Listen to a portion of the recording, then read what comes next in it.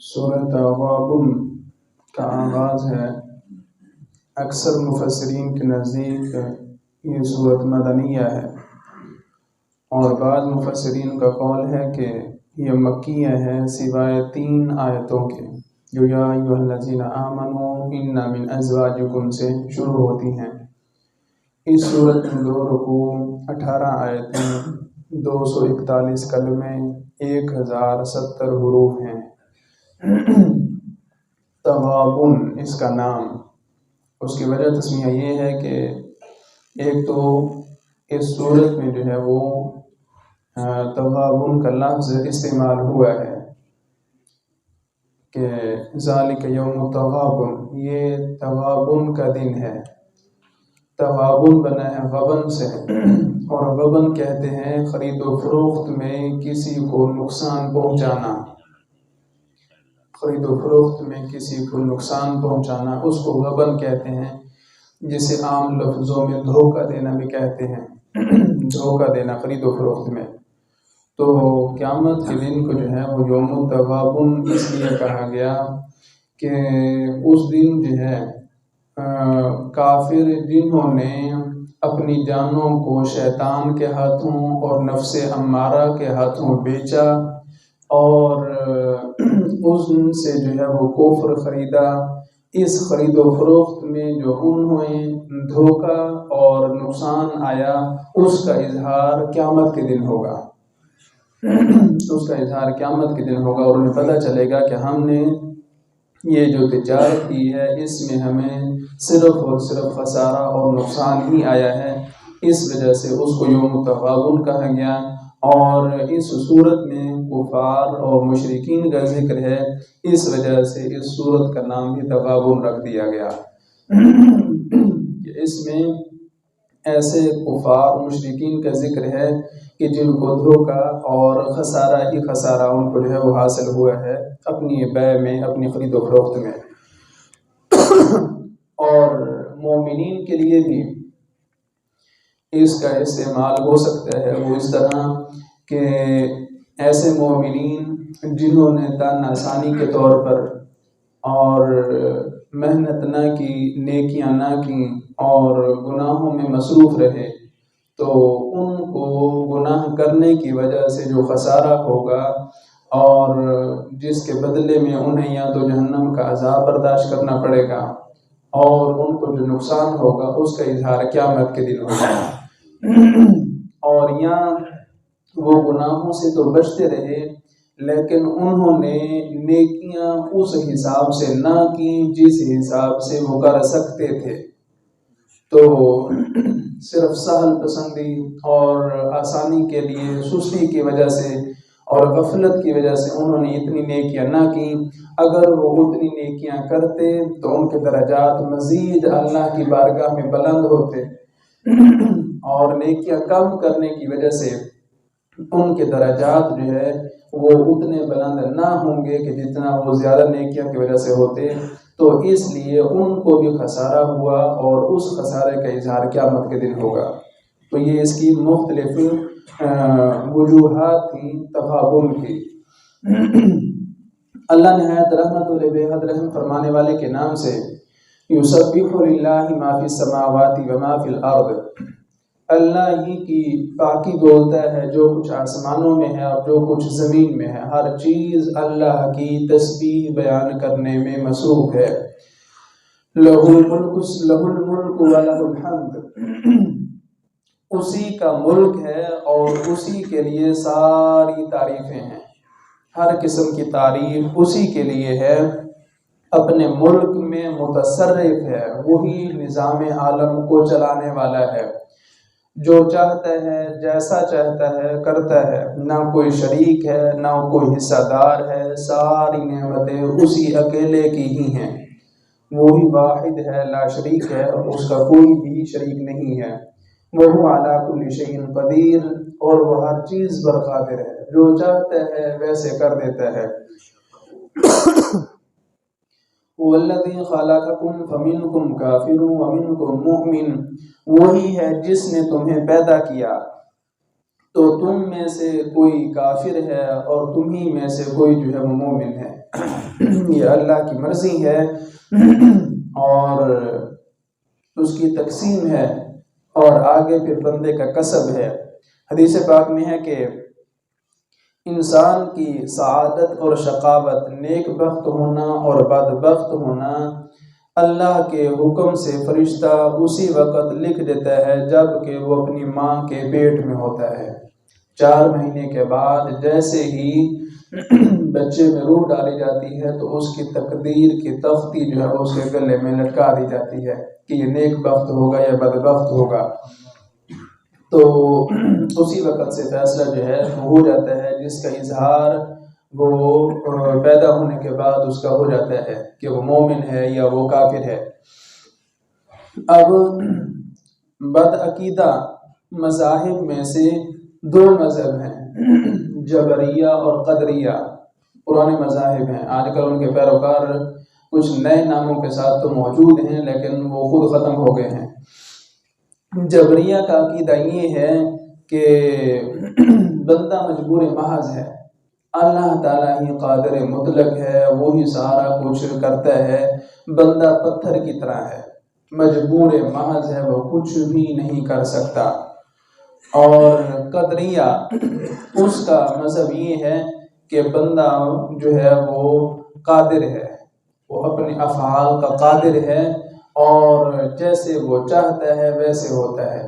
دونوں گمراہ ہیں، دونوں گمراہ ہیں۔ وجہ کیا ہے کہ جبریہ کے نزدیک کہ هو الذی خلقکم فمنکم کافر ومنکم مؤمن، بندہ تو مجبور محض ہے، وہ تو اسی وقت سے جب وہ اپنی ماں کے پیٹ میں ہے، ابھی روح ڈالی گئی ہے، اسی وقت سے اس کے مومن اور کافر ہونے کا فیصلہ کر دیا گیا، تو بندے کو تو اختیار ہی نہیں ہے، وہ تو مجبور ہے۔ لہٰذا جبریہ اس طرح کی آیات کو اپنی دلیل بناتے ہیں۔ لیکن اگر بندہ پتھر کی طرح ہے، مجبور محض ہے، اس کو کسی قسم کا کوئی اختیار نہیں ہے، تو پھر حساب کس چیز کا ہوگا؟ پھر حساب کس چیز کا ہوگا؟ حساب تو تبھی ہوگا نا کہ جب اس چیز کو اختیار بھی دیا جائے، اس کو دونوں راستے دکھایا جائیں، پھر وہ اپنی مرضی کے ساتھ جس راستے کو چنے اسی کے مطابق اس کے ساتھ سلوک ہو۔ اسی وجہ سے پتھروں سے حساب نہیں ہوگا، پتھروں سے حساب نہیں ہوگا۔ کیوں کہ وہ مجبور ہیں، جہاں رکھے ہوئے ہیں وہ بڑے ہوئے ہیں، اور باقی جاندار ہیں، جانداروں سے حساب ہوگا، کیوں کہ انہیں اختیار بھی دیا ہے۔ تو جبریہ اور قدریہ دونوں گمراہ فرقے ہیں۔ جو قدریہ ہیں ان کا رد یہ ہے کہ اگر بندہ ہی اپنے افعال پر قادر ہے تو پھر اللہ رب العزت کی قدرت کا اظہار کدھر گیا؟ اللہ رب العزت قادر مطلق ہے تو بندہ اپنے افعال کا قادر نہیں ہے، بندہ اپنے افعال کا کاسب ہے، اپنے افعال کو کمانے والا ہے، وہ کرنے والا ہے۔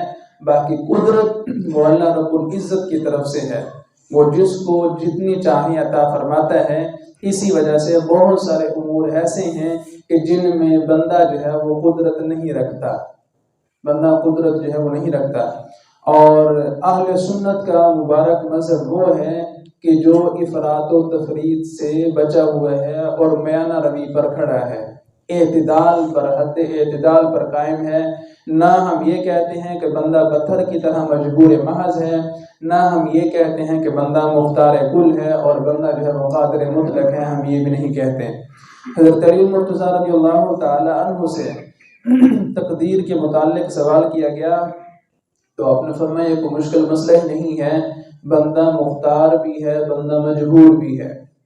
تو مختار اور مجبور دونوں ضدین ہیں، تو اس نے کہا کہ اجتماع ضدین تو محال ہے، 2 ضدوں کا جمع ہو جانا یہ تو ناممکن ہے، مشکل ہے، دونوں میں سے ایک ہونا چاہیے۔ فرمایا کہ تم اپنا ایک قدم اٹھاؤ، اس نے اٹھا لیا۔ فرمایا اس معاملے تک تو تم مختار ہو، تمہیں اختیار دیا گیا ہے، تم اپنا قدم اٹھا سکتے ہو۔ اب اس قدم کو اٹھائے ہوئے کی حالت میں ہی تم دوسرے قدم کو بھی اٹھاؤ۔ اس نے کہا یہ تو ممکن نہیں، میں تو گر جاؤں گا، تو میں تو اٹھا بھی نہیں پاؤں گا۔ فرمایا اس معاملے میں تم مجبور ہو، بندہ مجبور بھی ہے، بندہ مختار بھی ہے، تو بندے کو اختیار دیا گیا ہے، دونوں راستے دکھا دیے گئے ہیں، عقل، شعور، فہم، ادراک اس کے حوالے کر دیا گیا ہے۔ کہ اب تمہاری مرضی، جس راستے کو تم چنو گے اسی کے مطابق تمہارے ساتھ جو ہے وہ فیصلہ کیا جائے گا اور تمہارے ساتھ سلوک کیا جائے گا۔ تو بندہ قادر نہیں ہے، بندہ کاسب ہے۔ خالق بھی اللہ تعالیٰ ہے، قادر بھی اللہ تعالیٰ ہے، بندہ کاسب ہے۔ بندہ اپنے افعال کو کمانے والا ہے، جس طرح کے افعال وہ کمائے گا کرے گا اسی کے مطابق اس کا انجام ہوگا اور اس کے ساتھ سلوک کیا جائے گا۔ واللہ بما تعملون بصیر، اور اللہ تمہارے کام دیکھ رہا ہے۔ اور اسی وجہ سے حدیث پاک میں بھی ہے کہ کل مولود یولد علی الفطرہ، ہر بچہ جو ہے وہ دین اسلام پر ہی پیدا ہوتا ہے، دین فطرت پر ہی پیدا ہوتا ہے۔ فَأَبَوَاهُ يُحَوِّدَانِهِ أَوْ يُنَصِّرَانِهِ أَوْ يُمَجِّسَانِهِ أَوْ كَمَا قَالَ النبی صلی اللہ علیہ وسلم۔ فرمایا کہ بندہ دین اسلام پر، یہ بچہ دین اسلام پر ہی پیدا ہوتا ہے، ہر بچہ، چاہے وہ کافر کا بچہ ہے چاہے مسلمان کا بچہ ہے۔ فرمایا کہ پھر اس کے والدین ہیں جو اسے یہودی بھی بنا دیتے ہیں، اسے عیسائی بھی بنا دیتے ہیں اور اسے مجوسی بھی بنا دیتے ہیں۔ تو بعد میں بندے کا کسب جو ہے وہ اس میں شامل ضرور ہوتا ہے، اور اللہ رب العزت نے جو تقدیر میں لکھا ہے، میں نے پہلے بھی اس چیز کا کئی دفعہ اظہار کیا کہ اللہ نے اپنے علم کے زور پر اپنے علم کا اظہار فرمایا، بندے کے افعال سے پہلے اپنے علم کا اظہار فرمایا ہے۔ اور اگر اللہ رب العزت علم کا اظہار نہ بھی فرماتا تو بندے نے کرنا یہی کچھ تھا، بندے نے کرنا یہی کچھ تھا کہ جس طرح استاذ نکمے شاگرد کو کہہ دیتا ہے ایڈوانس ہی کہ تم امتحان میں پاس نہیں ہوں گے، جس طرح کہ تمہاری محنت ہے، تمہاری غیر حاضری ہے، تم پڑھتے نہیں ہو، تم کبھی بھی پاس نہیں ہوں گے۔ اور بچہ فیل ہونے کے بعد کہے کہ مجھے تو استاد صاحب نے فرمایا تھا کہ تم پاس نہیں ہوگے لہذا میں پاس نہیں ہوا، تو یہ بیوقوفوں والی بات ہے نا۔ استاد صاحب نے اپنے علم اور تجربے کی بنیاد پر ایڈوانس کہہ دیا، اگر استاد نہ بھی کہتا تو بچے نے فیل ہی ہونا تھا۔ تو اسی طرح بلا تشریح و بلا تفصیل صرف سمجھانے کے لیے مثال دی ہے، اللہ رب العزت نے اپنے علم کا اظہار تقدیر کی صورت میں پہلے ہی فرما دیا ہے، لیکن بندے نے کرنا وہی ہے جس کا وہ کسب کرے گا، جو وہ کام کرے گا۔ باقی یہ نہیں کہہ سکتے کہ جناب میں نے قتل اس وجہ سے کیا ہے کہ میری تقدیر میں لکھا تھا۔ اگر تقدیر کا بہانہ بنا کر سارے گناہ کرنا شروع کرتے ہیں تو پھر سزا کا مستحق کون ٹھہرے گا؟ تو بندے کو اختیار بھی ہے، بندہ مجبور بھی ہے، جن معاملات میں مجبور ہیں وہ الگ ہیں اور جن معاملات میں اختیار دیا گیا ہے وہ الگ ہیں، اور ان کے بارے میں جو ہے بندے سے حساب و کتاب بھی ہوگا۔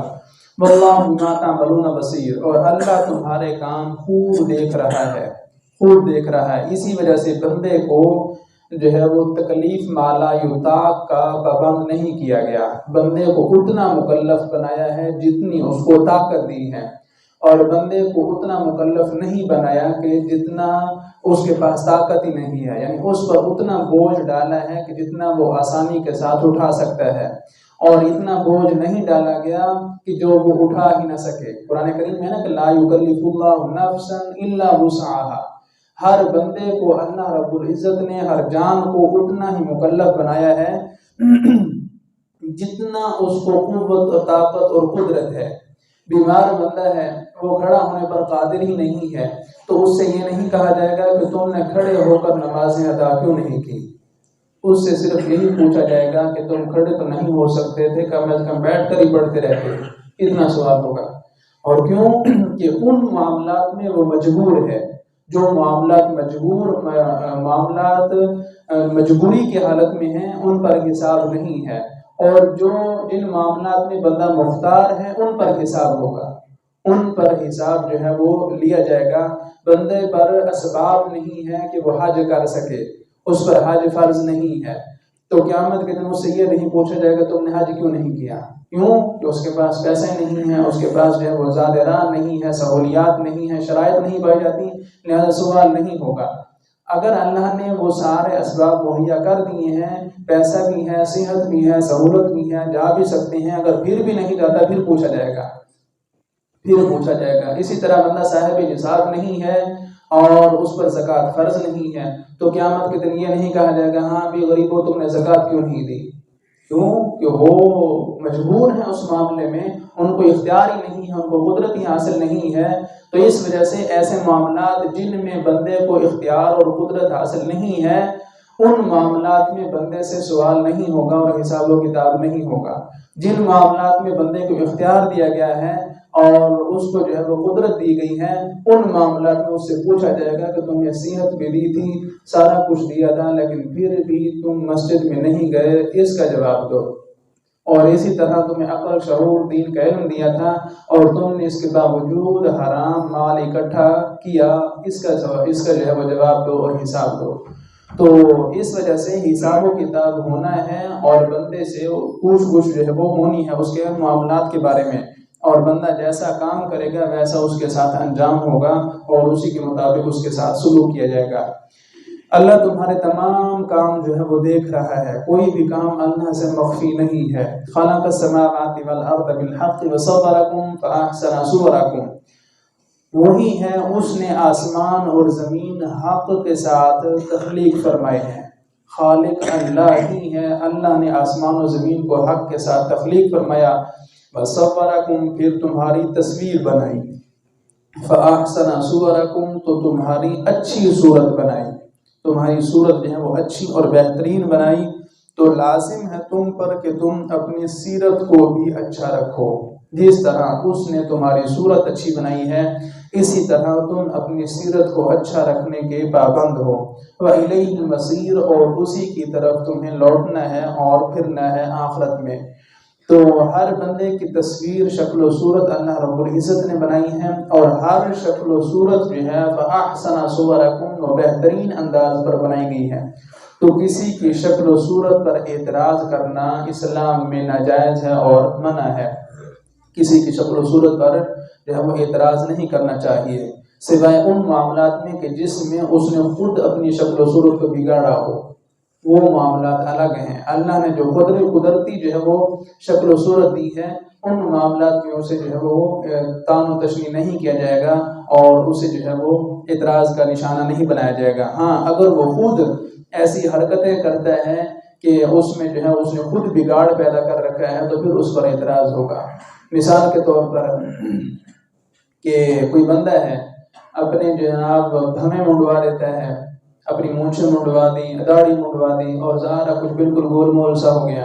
اب یہ اس نے اللہ کی بنائی ہوئی تصویر میں خود جو ہے وہ خرابی پیدا کی ہے. اب اسے سمجھایا جائے گا کہ یہ کیا بیوقوفوں والا کام ہے، اس طرح نہیں کرتے. تم جو ہے وہ اس صورت کو اپناؤ جو رسول اللہ صلی اللہ تعالی علیہ وسلم کی مبارک صورت تھی، تم اس صورت کی جو ہے وہ سنت ادا کرو.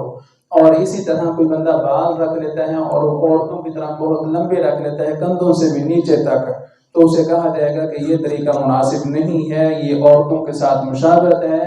اور نبی کریم صلی اللہ تعالی وسلم نے ایسے بندے پر لعنت فرمائی ہے جو عورتوں کی نقل اتارے. آپ نے زلفیں رکھنی ہیں کانوں کے لو تک، اور حضور کی مبارک زلفیں جو ہیں وہ کانوں کے لو تک ہوا کرتی تھیں، اور کبھی کبھار جو ہے وہ بڑھ جاتی تو کندھے تک جو ہے وہ پہنچ جاتی، لیکن کندھے سے نیچے بال رکھنا جو ہے وہ جائز نہیں ہے. آج کل کئی لوگوں کو جو ہے وہ زلفوں کا رواج بڑا ہوا ہے اور شوق چڑھا ہوا ہے، لیکن اتنا پتہ نہیں ہے کہ زلف کی حد کتنی ہے. کندھوں تک آخری حد ہے، اگر وہاں تک ہے تو آپ کو ثواب ملے گا، اور اگر وہاں سے نیچے بڑھ گئے اور کندھوں سے بھی نیچے چلے گئے اور زیادہ بڑھا لیے تو وہ ثواب نہیں، وہ لعنت کا مستحق ہے. کیونکہ حضور نے ایڈوانس بتا دیا تھا کہ جو بندہ عورتوں کی مشابہت اختیار کرے، عورتوں کی طرح اتنے بال بڑھائے جس طرح عورتوں کے بڑھائے جاتے ہیں، تو اس پر لعنت ہے. اسی طرح وہ عورت کہ جو مردوں کی مشابہت اختیار کرے، فرمایا اس پر بھی لعنت ہے، اس پر بھی لعنت ہے. مردوں کو عورتوں جیسا لباس پہننا جائز نہیں ہے، عورتوں کو مردوں جیسا لباس پہننا جائز نہیں ہے. ایک دوسرے کی شکل و صورت، حیات کو اپنانا ایک دوسرے کے لیے جائز نہیں ہے. اللہ نے جس خانے میں رکھا ہے اسی خانے میں رہیں، اپنے خانے کو چینج کرنا یہ اس کے لیے مناسب نہیں ہے. وَإِلَيْهِ الْمَصِيرُ، اور تم جو کچھ بھی کر لو آخرکار تم نے پلٹنا اور لوٹنا اللہ رب العزت کی طرف ہی ہے. قیامت کے دن جو ہے وہ تم اللہ کی بارگاہ میں حاضر ہو جاؤ گے اور پھر تم سے جو ہے وہ حساب و کتاب لیا جائے گا۔ یعلم ما فی السماوات والارض ویعلم ما تسرون وما تعلنون، وہ جانتا ہے جو کچھ آسمانوں میں ہے اور جو کچھ زمین میں ہے، اور جانتا ہے جو تم چھپاتے ہو اور جو کچھ تم ظاہر کرتے ہو۔ کوئی بھی کام اللہ سے مخفی اور چھپا ڈھکا نہیں ہے، ہر چیز اللہ پر ظاہر ہے، چاہے وہ زمینوں میں ہے، چاہے آسمانوں میں ہے، چاہے وہ ظاہر ہے چاہے باطن ہے، اللہ کے علم میں وہ موجود ہے۔ تو لہٰذا کوئی بھی کام ایسا نہ کیا جائے، چاہے وہ اعلانیہ ہو چاہے پوشیدہ ہو، جو اللہ کی ناراضگی کا سبب بنے، اور ہمیشہ انہی افعال کو سر انجام دیا جائے کہ جو اللہ کی رضا کا سبب بنے۔ واللہ علیم بذات الصدور، اور اللہ دلوں کے راز بھی جانتا ہے، تمہارے دلوں میں خیالات ہیں اور جو گمان ہیں اللہ ان کو بھی جانتا ہے۔ تو اس لیے اپنی دلوں پر بھی کوشش کرو تو ان میں بھی پاکیزہ خیالات آئیں، برے خیالات سے اپنے دلوں کو بچاؤ، اور اسی طرح بغض، حسد، کینہ، اس طرح کی بیماریوں سے اپنے دلوں کو جو ہے وہ صاف اور ستھرا رکھو۔ اللہ رب العزت کی بارگاہ میں دعا ہے کہ اللہ رب العزت قرآن و سنت کے مطابق عمل کی توفیق عطا فرمائے، اس کے صدقے ہماری مغفرت